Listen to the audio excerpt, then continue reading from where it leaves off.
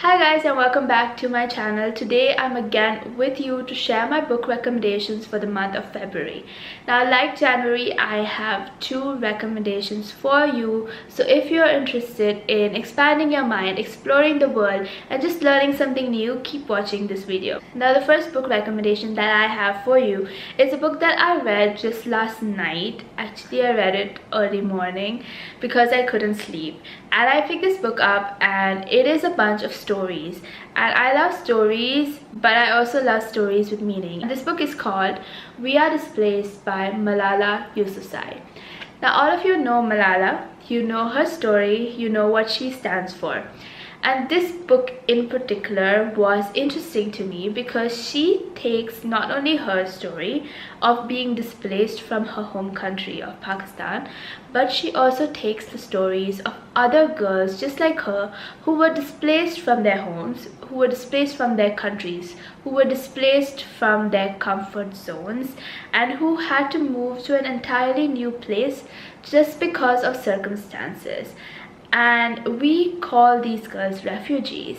And as you all know, there are a lot of refugees around the world currently. There's a lot of crisis going on in our world, and a lot of discussion and debate about what is allowed and what isn't, what's okay and what isn't, what countries need to do and whether they are responsible to do it.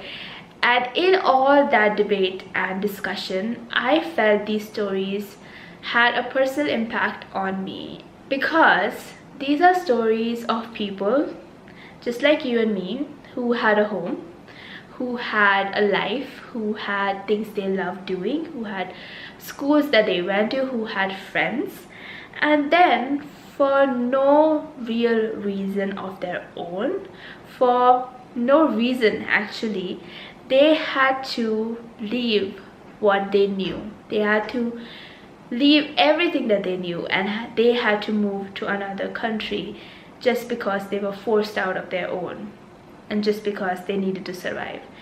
And when I read stories such as this, I can read them as stories, but I choose not to.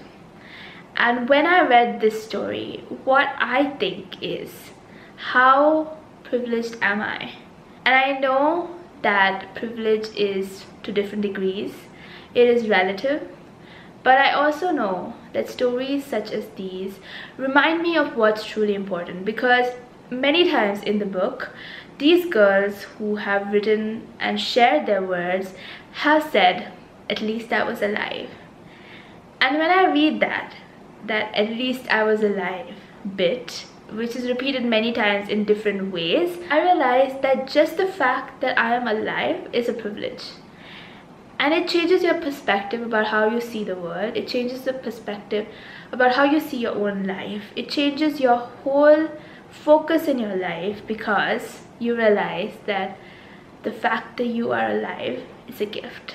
And as I said before, I could have chosen to read these stories just as stories, as information about what's happening in the world, but I really like to apply it to my own life. And I believe if you read this book and you apply it to your own life, you will learn so much, because we learn from people and we learn from observation, we learn from things that are going on around us. And for me, that knowledge, that realization that hit me that I am alive, that is a gift, made me think of my life differently. And I could go on about this. I could go on about what else I learned from this book, because there was a lot. There was a lot about hope, there's a lot about determination, there's a lot about never giving up, there's a lot about embracing change, there's a lot about fitting in. But you reading this book, I believe that you will gain what you need to gain from it. And that's the power of storytelling. And I think that's the power of reading, and that's the power that you can give yourself if you read this book and if you choose to see these stories not just as stories but as life lessons. And so that's the first recommendation I have for you. My second recommendation is a book, Imagine It Forward by Beth Comstock. I don't know if I'm saying it correctly. She was a former vice chair of General Electric, and she's had a very vast career and a very distinguished career. And reading about her thoughts on change and the power of change was very interesting, because we all know that change is the biggest constant in our life and we need to start embracing change. But she takes it a step forward and she says, are you just embracing change, or should you actually be seeking change? And we have a hard time as it is embracing change. We find it hard when change comes our way. We take a lot of time to adjust, but we are becoming better at it. But when you change that entire thing and say, no, you don't have to just embrace change, you need to seek out change, because that's the way forward. It's a completely new thing, and that's something that I learned from this book. In any aspect of our life, whether it's our personal life, our family life, our career, or if we are business people, our business, that if we want to survive in this world, if we want to move to another dimension, if we want to step it up, we need to grow.